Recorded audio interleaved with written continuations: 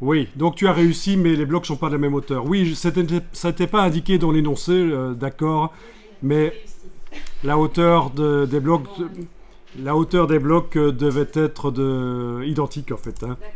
Mais ça, je l'avais pas dit, hein. Non, ne continue pas à chercher parce que je vais donner la solution assez rapidement parce que vous n'allez jamais la trouver en fait. Non.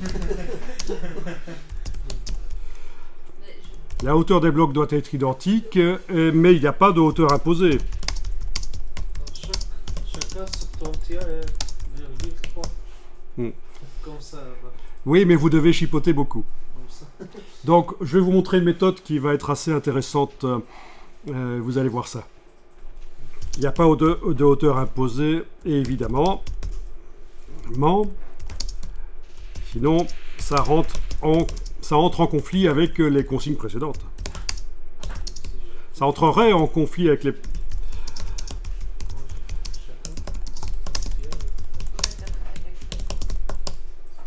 C'est vrai qu'avec une calculatrice, ce serait peut-être possible de le faire en effet. Oui, oui. Non, mais c'est... Figurez-vous que faire une mise en page, un début de mise en page avec une calculatrice, c'est des choses qui se font. Notamment, des typographes qui sont vraiment très pointus sur la précision, et c'est vraiment la définition même d'un typographe, on est très pointu sur la précision. Ils vont utiliser une calculatrice, notamment quand ils doivent mettre des lignes de texte dans un bloc. Ils ont leur bloc qui fait la zone des marges. Ils vont voir quelle est la hauteur en millimètres. Ils vont décider combien de lignes de texte ils veulent. Et ils vont, avec leur calculatrice, diviser la hauteur du bloc par le nombre de lignes. Et ils vont obtenir l'espace interligne qu'ils doivent mettre. Donc, c'est pas idiot de prendre une calculatrice. C'est des choses qui se font. Des pros font ça avant de démarrer un document.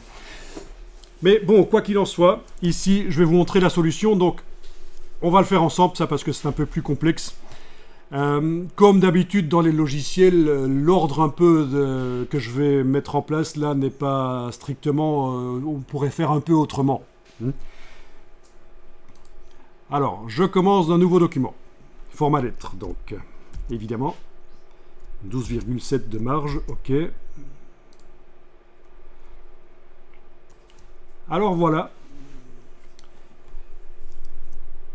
je vais créer un bloc, attention, un bloc sans contour, mais un bloc avec un fond qui va être, je vais le mettre en vert ici, c'est bien. Et je vais le créer sur toute la zone intramarge, ça colle, il y a le magnétisme qui est enclenché, voilà. Ah, le voilà, en vert. On avait dit vert. Ah, ok.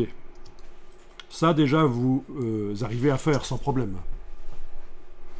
Vous connaissez la méthode qui consiste à prendre avec la flèche, ne le faites pas, la poignée ici, et la déplacer vers le centre avec le repère commenté.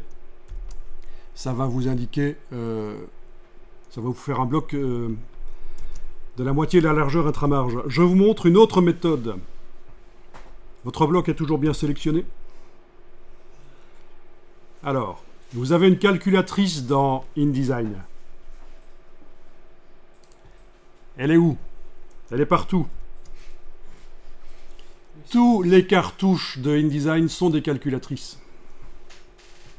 Alors regardez, le bloc là, il fait 190,5 mm là. Je me mets ici après la mesure, je fais un slash 2. Attention, c'est pas tout, il faut indiquer que la partie du bloc qui ne bouge pas, c'est la partie droite, et à l'aide du point de référence, j'indique ici, la partie qui ne bouge pas, c'est la partie droite. Donc il y a deux choses à faire. Slash 2 et point de référence. Et touche tabulation. Et voilà, vous avez le bloc qui fait exactement la moitié. Vous avez divisé par 2 la largeur du bloc. On est à 95,25.